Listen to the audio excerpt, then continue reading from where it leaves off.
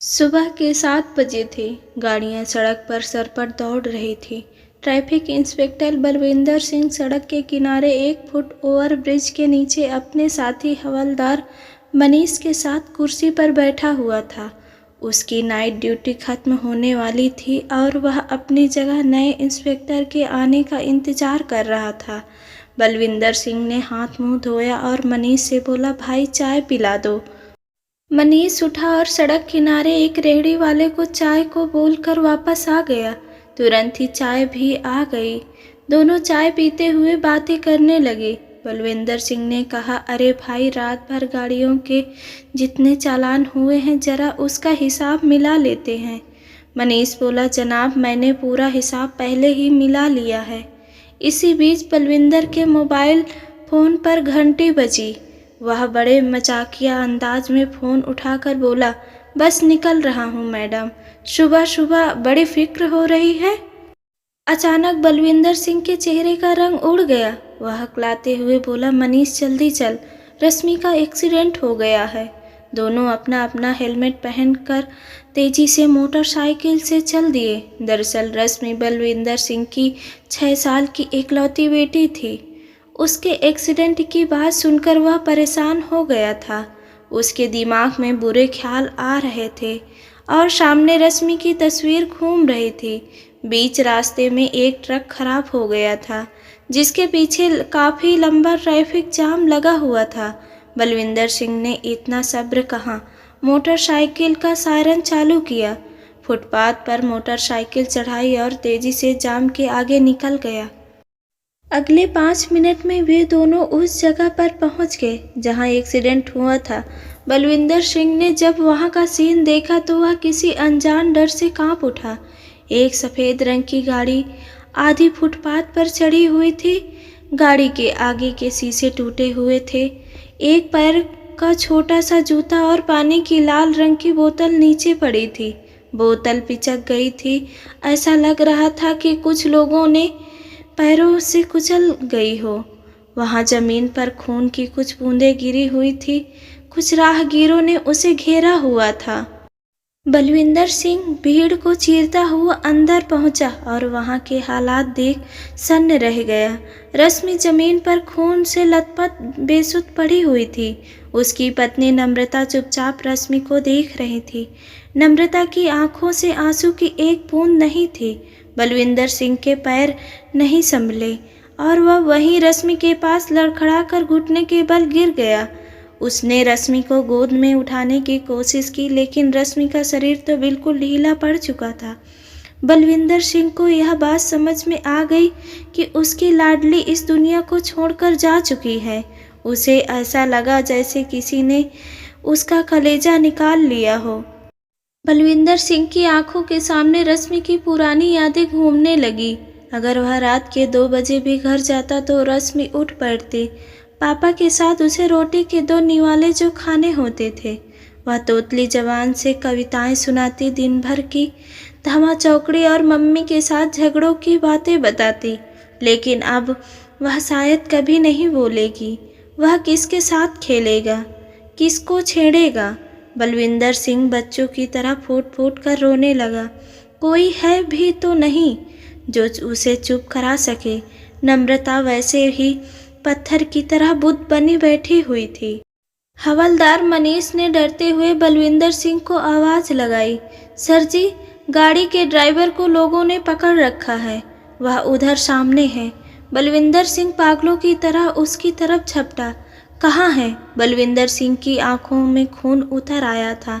ऐसा लगा जैसे वह ड्राइवर का खून कर देगा। ड्राइवर एक कोने में दुबका बैठा हुआ था। लोगों ने शायद उसे बुरी तरह से पीटा था। उसके चेहरे पर कई जगह चोट के निशान थे।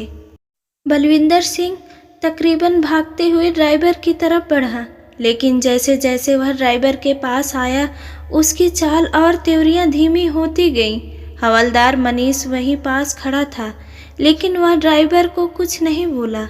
बलविंदर सिंह ने बेदम हाथों से ड्राइवर का कॉलर पकड़ा। ऐसा लग रहा था जैसे वह चाह कर भी कुछ नहीं कर पा रहा हो। दरअसल कुछ समय पहले ही बलविंदर सिंह का सामना इस शराबी ड्राइवर से हुआ था।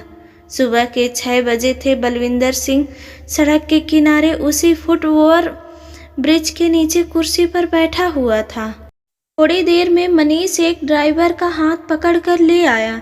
ड्राइवर ने शराब पी रखी थी और अभी एक मोटरसाइकिल वाले को टक्कर मार दी थी।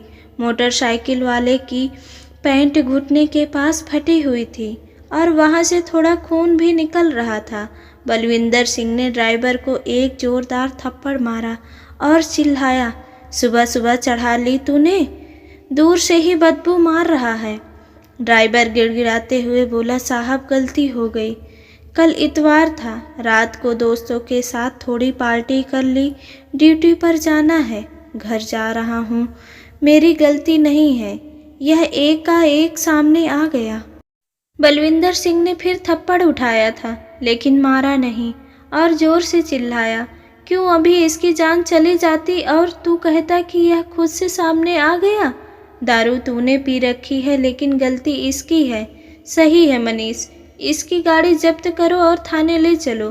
ड्राइवर हाथ जोड़ते हुए बोला था, साहब मैं जानता हूँ कि मेरी गलती है, मैं इसके इलाज का खर्चा देता हूँ। ड्राइवर ने 500 रुपये निकालकर उस आदमी को दे दिए। बलविंदर सिंह ने फिर से उसे धमकाया भी, बेटा चालान तो तेरा होगा ही और लाइसेंस कैंसिल होगा।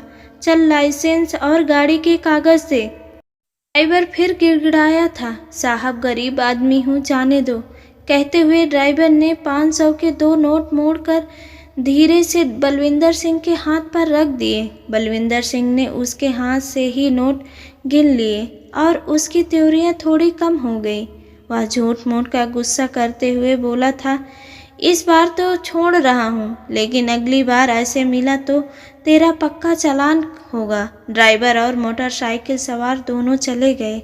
बलविंदर सिंह और मनीष एक दूसरे की ओर देखकर हंसने लगे। बलविंदर बोला, सुबह सुबह चढ़ाकर आ गया। मनीष ने कहा, जनाब कोई बात नहीं, वह कुछ देकर ही गया है। वे दोनों जोर जोर से हंसे थे। अब बलविंदर सिंह को अपनी ही हंसी अपने कानों में गूंजती हुई सुनाई दे रही थी और उसने ड्राइवर का कॉलर छोड़ दिया। उसका सिर शर्म से झुका हुआ था।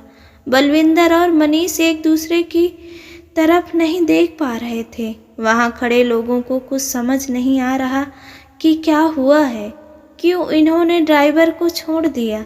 मनीष ने पुलिस कंट्रोल रूम में एम्बुलेंस को फ़ोन कर दिया।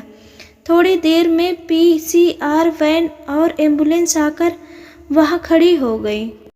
पुलिस वालों ने ड्राइवर को पकड़कर पीसीआर वैन में बिठाया। ड्राइवर एकटक बलविंदर सिंह की तरफ देख रहा था, पर बलविंदर सिंह चुपचाप गर्दन नीचे किए रश्मि की लाश के पास आकर बैठ गया।